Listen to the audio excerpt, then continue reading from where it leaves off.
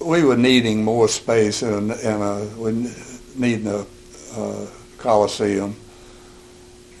And I went to call him and ask him if he was going to be in, and he was up at his office. He had an office up at 4th and Chestnut in that building. I forgot the name of it now. But he had an office up there, and I went up to see him, and when I walked in, because he said, well, no, well, what you want? Mm-hmm. And I said, nothing at $1 million wouldn't help.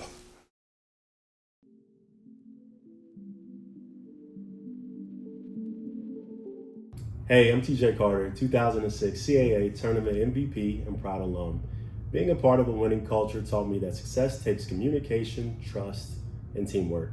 That's exactly what I bring every day at Southeast Mortgage. Whether you're buying your first home, moving up, or renovating your existing home, my team and I are here to guide you every step of the way. Together, we'll make your home buying journey a slam dunk. So why wait for overtime? Take the shot, call me today, or visit my website below.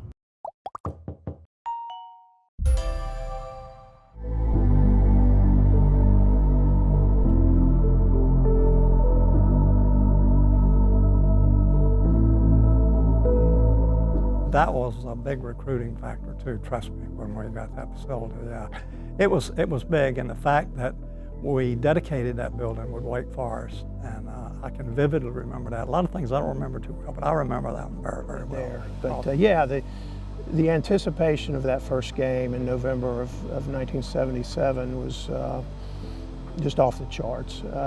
You know, I've been privileged in my career to be a part of a lot of really special events, really high-level events, and but that event was that game was something unto itself. It really was. I mean, there was so much excitement in the community about the game, about the opponent, about the new building, and about the future of the program. You know, the basketball program had come a long ways already, from junior college to four-year school and now to Division I. But this was an opportunity for the program to say, hey, we belong and we can compete with the best. I mean, well, I know for a fact that when we first opened Trask up, people were very curious about what was going on, what it looked like, did we have good teams, and they come in. I came out of Indiana, and the 7 of the 10 largest high school gyms in the world are in Indiana, and I played in 5 of them, and they were often packed. So when I came out for layups that first night against Wake, it just brought back memories of high school, and it was just exhilarating. And then, you know, I mean, people that follow UNCW basketball know we gave Wake everything they wanted and really had a chance to win it. We went into a delay game play and missed the layup, and which would have put us up by 4, and with about 2 minutes to go. And back then there was no shot clock, so you could hold the ball until you got fouled and go to the free throw line. That's up. I mean, it was definitely a sellout, and I happened to have, luckily, I happened to have probably maybe the best team I had the whole time. I had Gary Cooper at a forward at 6'5". I had David Wolf, he was from Indiana. He was also 6'5". Then he was 6'8". He claimed he was 6'9". He probably was just 6'8", but he played a really tough center position.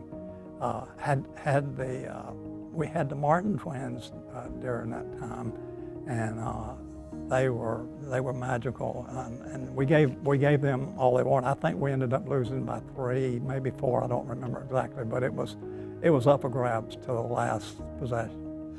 Well, there was great excitement to it, just because the community started coming out in bigger numbers. We were playing better competition. We were winning. That all contributed to it, and we were decent. So that was fun. And then to realize too that the arena that we played in, Trask, when we would go to these other universities, and again, as I said, Coach had difficulty scheduling games, we began to appreciate what Trask was, because a lot of these other universities that might have had a bigger name, quote unquote, to it than UNC Wilmington, hyphenated Wilmington, we realized, man, we're really fortunate to have an arena such as Trask, and gave us a great appreciation for it. I do know that was a very good team. Anyone can go back and look at the records for that 1977-78 team and see that we had a really good team. If in this day and age, that team would have been an NIT team for sure, just by their record. But my sophomore year, that first year we were Division I, Coach Gibson had an incredibly difficult time building a schedule because he recruited some pretty good players. So our first year Division I, we went 16-10, which, really was sort of unusual back then. And after that first year, it didn't make it any easier. And then my junior and senior year, we won 19 games. And most of our games, we probably had, I don't know if this is accurate, 8, 9 home games, and the rest of them were on the road because nobody wanted to come to Trask and play us because we were decent. And but it was definitely a level higher in terms of the skills and the ability and that sort of thing. Us being so new to the Division I, we were getting a lot of calls. Later that changed. I was having to do a lot of calling to get people to. A good example of that is University of Maine. We'd go anywhere to just get a game, and we'd go all the way to Bangor and played them on a neutral site up there. And but yeah, that was quite interesting. But again, having to get a schedule together and not being in a conference, which we would get that solved later, was a big challenge. It may be November, but there's a feeling of spring at UNCW. The Seahawks are preparing for their first season as an ECAC South member, and to have a conference seems to have put new life in the basketball program. The Hawks returned the nucleus of last season's team and have added some speed through recruiting, and that speed may mean a more up-tempo style for UNCW. Yeah, that was ongoing during my time there, but actually I left for another opportunity at Wake Forest before they were actually admitted to what was, I guess, the ECAC South, and eventually became the Colonial. But it was an ongoing process throughout the early 80s. After we became Division I, Coach Brooks knew that to be able to sustain the success that we had started with, they had to be in a conference, because it was so difficult to play a competitive schedule or a fair schedule. Because of our early success, teams weren't going to come to UNCW to play. We had Wake Forest come there, but we weren't going to get another ACC or SEC school to come in there. And it was hard to get other schools to come there even. We would have to play what you call home and home. I mean, if it was Campbell or East Carolina, even UNC Charlotte, now Charlotte, it was hard to get them to come to Wilmington to play. So getting into the conference was, as I said before, a major success that really had to happen for the program to move on. Yeah, that was huge. I know they had talked about it for a long time about doing something like that. And we heard the rumors that something might happen, and then all of a sudden we heard about this ECAC South. And when it happened, I think the town was excited. I know the university was. And of course, as I mentioned, Coach Gibson had 1 year in the conference, and then of course Coach Mack.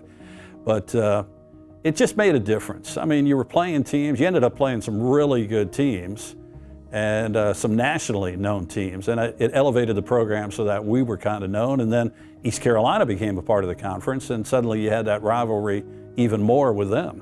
Yeah, well, first and foremost, it gave you some guaranteed games when you get into a conference, and so we knew that we were going to have. But But I knew it was a tough league, and it obviously it lived up to expectations. But yeah, that was big. And the Colonial was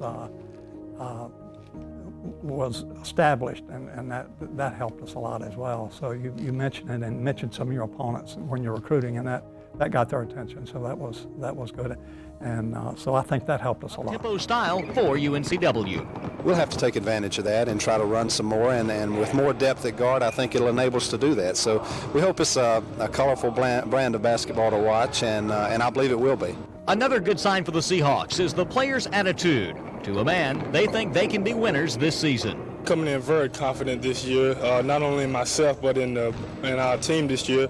I think we can be a lot better, and I think the conference is going to help us out a lot. He was a very well-respected, person because he recruited players, just like what I was, pretty much used to. I mean, he recruited players that I thought were just really smart and played hard, and there's one guy that epitomized it all. For the Seahawks at center, a 6'9" senior from Columbia, North Carolina, number 25, Brian Rowsom. Rowsom back out, gets it right back, and goes to the glass, and he's got the shots. And he's also going to be remembered for being one person that has put UNCW on the basketball map. Well, actually, you won't believe this. We used to send out these little questionnaires. We'd hear a name, and then we'd send this little questionnaire. When they sent it back, we'd start digging into it. Obviously, I didn't hear about him. He's in a 1A high school, Columbia. It's not the end of the world, but you can see it from there because it is really tiny. And so he sent the card back. So they went down to see him. And when they came back, they were telling me, they said, Coach, this guy has got so much potential. Said he's a long way to go. I think he was like 6'6", 6'7" then, if that. And so that's how that recruiting started with Brian. I don't think anybody ever had the idea that he would develop as far as he did, but he had a big heart and he worked hard at it, and he was definitely a smooth player. Well, it was the only Division I team or school at the time that recruited me, and it was a last-minute thing as well because it was either Chowan College at the time, UNC Pembroke at the time, and Fayetteville State. And ironically enough, though, UNCW was the first college to ever send me a letter in high school, so I kept that. And then at the last minute, Coach Gibson said, hey, we'll offer you a scholarship if you come to summer school before the start of my fall semester. And so he did. My uncle brought me down for a visit, and the rest is history. Brian, when you came here 4 years ago, did you ever think you'd accomplish what you would here? No way. I didn't think I could play college ball at first. I got off to such a bad start, in the start of my first year, and it was just marred by inconsistency, throughout the season, and I had my doubts, but, I just kept at it, and I had a couple of good games toward the end of my first year, and it seemed to give me confidence. I remember the very first game that I played as a freshman. We played against LSU the fall of 1983, and they were one of the highly ranked teams at the time, and they beat us 94-59. That stood out to me, and I had 2 points. I started, and then didn't start the next 3 games, and then finally got back in the starting lineup. But I just remember 2 years before that, they were in the Final Four in 1981, playing against Indiana and North Carolina and Virginia. So that was a big deal for me, coming from a town with less than 1,000 to a sold-out Trask coliseum with 6,000. So that's probably the game that stood out to me the most. Oh, I remember, I think my greatest memory of him was it was in the CAA tournament, and that was back when East Carolina was in the league. And it was just, it was an amazing game because the Seahawks trailed the whole game. And East Carolina had the ball with only a few seconds left and had a 93% shooter at the foul line, 1-and-1. He missed it. Right now, Keith Sledge misses the first. And somehow Rowsom grabbed a rebound. The first, 5 seconds left. No timeouts left for the Seahawks. Brian Rowsom. Oh, makes it. It's a three-pointer.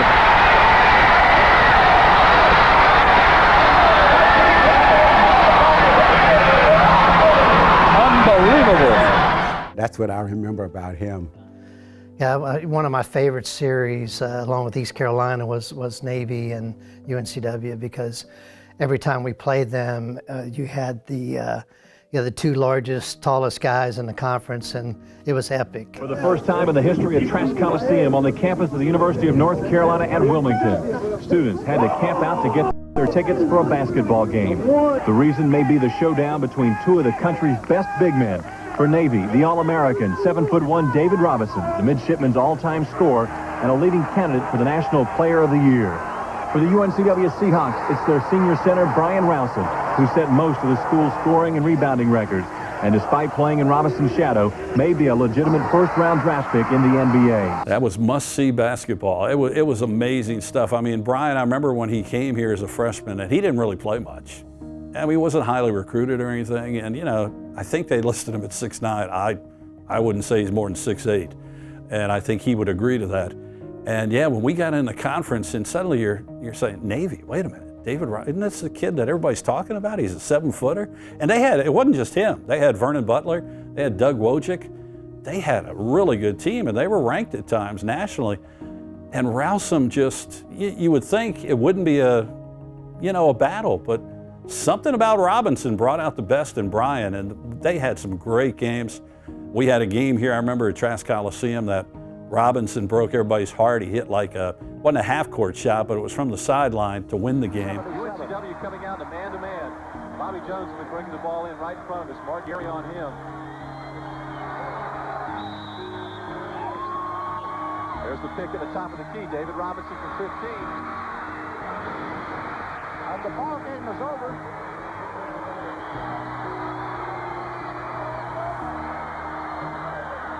And Navy wins it 67-66 on Robinson's game, which did not make any of us happy. And the one thing we could never do was get over the hump in the tournament and beat them. You know, we could beat them in the regular season, there'd be some times.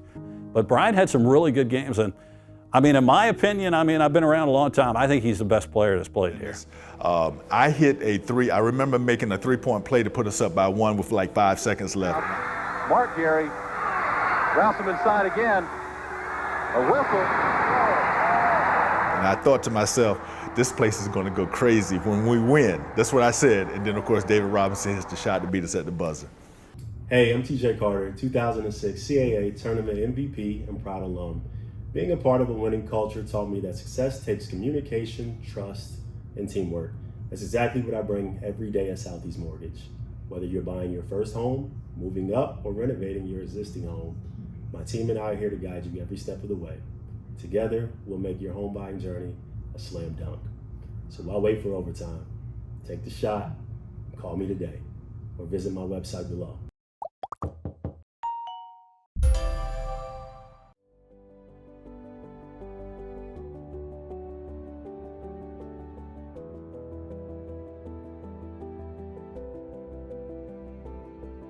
Well, there were a lot of, I got some screams in there, but we happened to have some pretty decent teams, and I went out on my terms. I mean, I wasn't fired by any means. My health was paying a price for that during that time. Well, it was exciting. I was hired in April and hit the ground running, inherited some good players and so forth, and particularly in Brian Rowsom, obviously. But it was an exciting time, and Wilmington is a nice city. I know it's changed quite a bit since then. We've been back as a family a couple of times to visit and vacation and so forth, but I know it's changed over the years. But it's a good place, and the Seahawks are well supported as far as I can tell. Yes, at first when it happened, I was disappointed because I thought Coach Gibson, I thought he should have. I wanted him to stay. Obviously, my senior year, we were comfortable with him. We were also getting better. We had just had a winning season my junior year. And then when the coach change happened my senior year, it took us a while to adjust. Going back to that senior year, we lost a lot of close games initially. We lost 2 or 3 one-point games in which I thought that if we would have had our previous coaching staff, maybe we would have won. But at the same time, you know, things like that happen, and we did make the adjustment. We got better as the season went along. We finished second, I think, that year in the conference, and then we ended up losing in the conference final championship game. But it was a big coaching change. Coach McPherson came in. He was hardcore Bobby Knight type, whereas Coach Gibson was, like you said earlier, really laid back and relaxed. So it took us a while to adjust to that. Quite different. I mean, you know, Coach Mack, I'll say, I mean, one of the best guys I ever knew. And it was fun because when he first got here, I remember his inaugural press conference. And I mean, if you didn't know Coach personally, like I got to know him by traveling with him, you really thought he was kind of like, ooh, you don't want to talk to this guy. He seems mean. He can get ornery. Because I mean, as a coach, you could tell on the sidelines when he wasn't happy. But he was one of the funniest guys. I mean, seriously, had one of the greatest personalities. And McPherson was very good. He wanted to play a competitive schedule, out of conference schedule. We played a home and home with Boston College, and he fought and scratched, and he helped us reach out into the community to ask for new resources for the men's basketball program. At various points, he demanded. Senior guard in the backcourt, named Sandy Anderson, 6'2" kid, very quick, will have the responsibility now of guarding Steve Alford. Our offense is built around our big man inside, Brian Rowsom. Brian is a 6'9" youngster, senior, who will hold all the scoring records at the university by the time he graduates this year, and he's already the leading rebounder, averaging almost 20 a ball game. Well, Coach was the kind of guy who liked to go places late in the evening. And we had a trip to Niagara to play Niagara University, which was funny in its own part because a lot of these guys had never, you know, when they come to UNC, they had never flown before. So it was fun to watch them on an airplane. Then we get up to Niagara and these guys are ordering sweet tea at a restaurant and the waitress is like, I have no idea what you're asking for. And that was going fun. But yeah, we're right by Niagara Falls. And the night before we played Niagara, I had gone to sleep and I had my car and everything. And I don't know, it was like 12:30, 1:30 in the morning. I hear a knock on my door and I was like thinking, is there a problem? I don't know what's going on. I opened the door and it's Coach Mack. He always called me Jimmy. He said, Jimmy, you got a car? I said, yes, Coach, you know that. He said, I want to go to the falls. So we drove to the falls. It was great. I mean, we got out. I had to go. I think we even went to the Canadian side. So we had to go through. And I'm talking to these guys at the border guys saying, yeah, this is the coach of a basketball. We're here to play, and he wants to see the falls. And these guys are like, at this time of night? I'm like, yeah. So we went and had a good time, got back. I said, Coach, I think we need some sleep, don't we? We're playing in a few hours here. And I think we ended up, I can't remember if we won or lost that game, but it was fun. And he did that a few times. It was fun because he knew I had a car and he liked to get away sometimes. I think it was a way for him to decompress.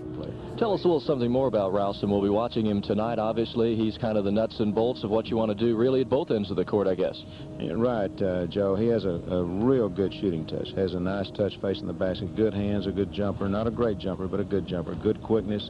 Really a lot of court instincts. Anticipates well on defense and knows how to post up, how to face the basket with the ball. He's been through all the big ball games, and the experience shows in his play. He went and, because the one thing Coach McPherson did, when I first met him, I said, Coach, we're going to do a pregame, and I'd like for you to be on it every postgame. You never know if that's going to happen with a coach. And he said, Jimmy, I promise I'll be out for every. I don't care what happens. I said, sometimes you're like up in the rafters. I'm saying, Coach, you don't have to. He would come. And Indiana was the weirdest one because we played there, and Brian had that huge game the first night. We lost by a point, could have won that game. And Coach wasn't coming out, and I'm on the air going, well, maybe he's not coming out. And then finally he came out. I saw him running across the court. And he said, I'm sorry, but he said, Coach Knight came in immediately. He didn't even want to talk to his team. He came and asked if he could talk to our team and just tell them how impressed he was. And, that we deserved to win the game. And he said, I couldn't leave that. So, and then Brian had the next night, the big game again. We lost again by a point. And he became the only person, non-Indiana player. It was amazing that he was named the most valuable player. Let's go back to the Indiana Classic. Was that one of your top honors ever, being named the MVP? Probably individual-wise, that was my biggest honor. Anytime you can go up in Indiana and a basketball state like that is and come away with an MVP honor, the first time it's ever been done by a non-Indiana player is tremendous, and it was the biggest honor of my career. You know, I remember that specifically. So we go there, we have practice the night before, Mike. First of all, I'll say this. Indiana, I think, wanted to play us. I think they were trying to avoid playing, or they chose to play us in the first round. I think Southern Illinois and East Carolina played the other semifinal game. And so I took that as an insult, number one. They wanted a piece of us. I remember we practiced the night before at Assembly Hall, and I'm looking up at the banners, the championship banners and so forth. And I said, you know, I really want to represent all the small schools, like in Hoosiers, the small high school that went on to win the championship. I wanted to represent the small college teams that don't get this opportunity to play against a top Division I team like that, a program. And so I really wanted to have a good showing. So we go into a ball game tonight playing against a team that has a very strong inside game, North Carolina Wilmington. They have a center named Rowsom, who's about 6'9", 225 or 30 pounds. He's very high on the list of all the pro scouts around the country. As all of you who follow basketball well know, there are an awful lot of players that have played very, very well at the professional level who have come from smaller schools or schools that don't receive the publicity that an Indiana receives, or several other schools that are playing at our level of national attention. And Rowsom is certainly one of those players. Yes, I do remember that vividly. You know, and of course, Bob Knight was an icon as far as college basketball, and it was a thrill to go there and play. And we had an opportunity to beat them. We got beat once, 73-72, and we had a chance to beat them. But Brian now had an outstanding tournament. He got, I think, 35 points in that particular game, and I guess 17, 18 rebounds. But I really enjoyed working with Coach McPherson. He's a very straightforward gentleman, and he came at a time when we were looking to push the program to another level in Division I. We'd been Division I about 10 years, and really the school itself had wanted to put some more resources into Division I, and he was the right person for the job, and did a great job. But I think we were a burgeoning program in 1986. The community was ripe.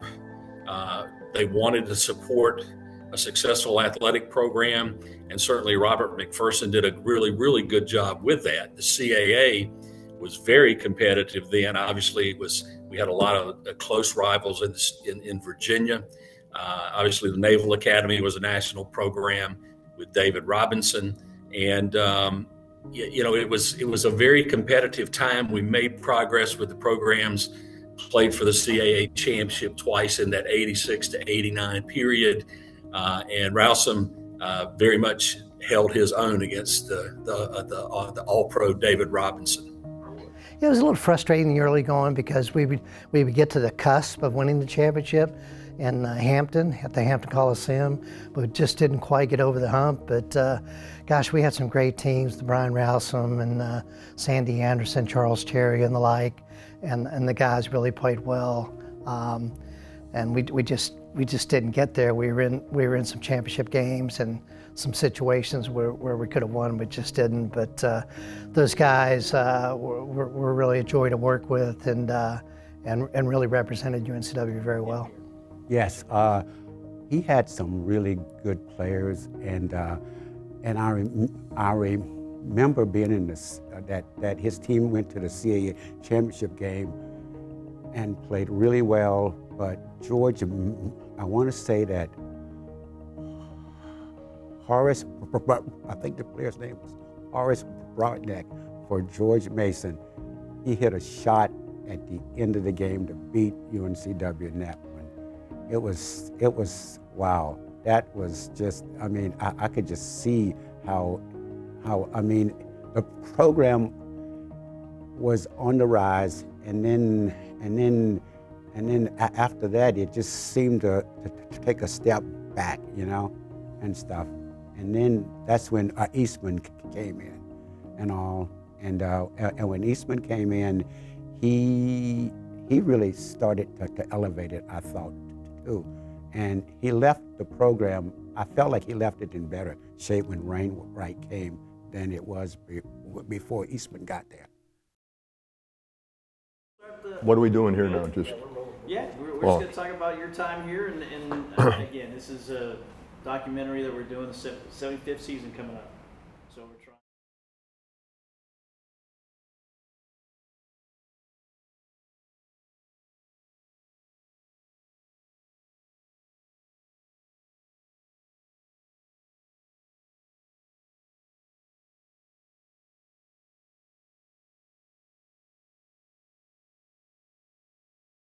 Hey, I'm TJ Carter, 2006 CAA Tournament MVP and proud alum.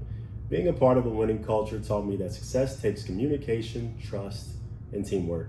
That's exactly what I bring every day at Southeast Mortgage. Whether you're buying your first home, moving up, or renovating your existing home, my team and I are here to guide you every step of the way.